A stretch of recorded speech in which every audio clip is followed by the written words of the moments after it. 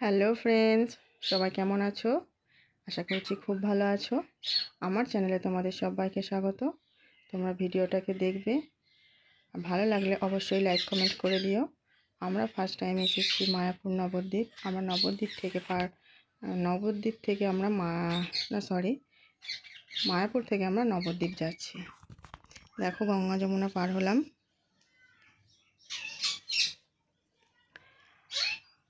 আর এই যে গঙ্গার যে প্রাকৃতিক হাওয়াটা না, অত্যন্ত সুন্দর লাগছিল, যেন মনে হচ্ছে আমরা এখানেই থেকে যাই, কিন্তু কিছু করার নেই, থাকতে তো পারবো না।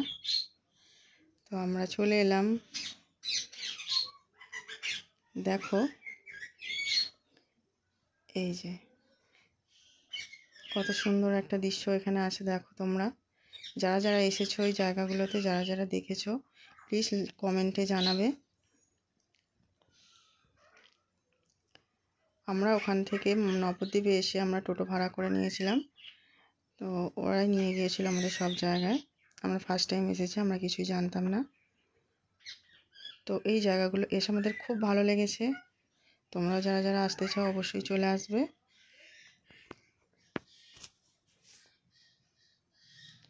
তো আমাদের মায়াপুর নবদ্বীপ যাওয়ার আমার অনেক দিনের ইচ্ছা ছিল। তো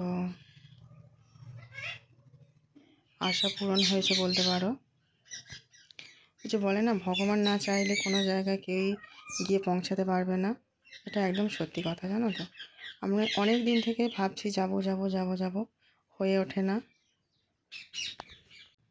তো দেখো এই জায়গাটা, দেখো রাধাকৃষ্ণ, আর কত সুন্দর দেখছো দৃশ্যটা, অপূর্ব সুন্দর। তো আমাদের এই জায়গাটা ঘুরতে, মন্দিরটা ঘুরতে সময় লেগেছিল প্রায় 20 থেকে 25 মিনিট মতো। আর এই দেখো মহাপ্রভু পুরীর মন্দিরে আর জগন্নাথ কেন্দ্রে মহাপ্রভুর সংকীর্তন। দেখো এখানে উপরে সব কিছু লেখা আছে, আমার সবগুলো ভিডিও করা হয়নি। তো দেখো, তোমরা যারা যারা এখানে এসেছো প্লিজ কিন্তু জানাবে। এই যে দেখো গুহার মধ্যে, অন্য একটা মন্দিরে চলে এলাম। এই যে গুহার মধ্যে দিয়ে প্রবেশ করলাম। তো আমরা কে কে এসেছি তোমাদের বলা হয়নি। এই যে দেখো, আমার আগে যাচ্ছে আমার দাদা, আমার বৌদি আর আমার ভাই। তো আমরা সবাই মিলে মন্দিরটার মধ্যে চলে এসেছি।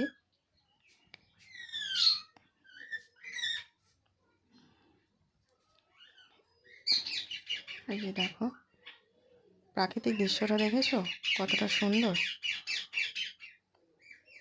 এই জায়গাটায় আসার পর মনেই হচ্ছে না যে আমরা বাইরে বেরোবো। তো আমরা জায়গাটা হচ্ছে অপূর্ব সুন্দর, একটা মনোরম দৃশ্য যাকে বলে।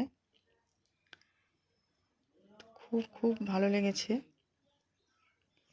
আমি আবারও যেতে চাই। আমি ফার্স্ট টাইম এসেছি বললাম। তো এই যে জায়গাটা দেখো, কত কালারের মাছ, শুধু দেখো এখানটায় দেখো, দেখেছো কত কালারের মাছ। যারা যারা এই জায়গাগুলো এসেছো তারা তো দেখেছো, আর যারা যারা আসোনি প্লিজ কমেন্ট। তো সব জায়গায় মন্দির ঘোরার পর আমরা মন্দিরে ফিরে এলাম সন্ধ্যা আরতি দেখবো বলে। তো চলে এলাম, সন্ধ্যা আরতি দেখা প্রায় 8টা থেকে শুরু হয়।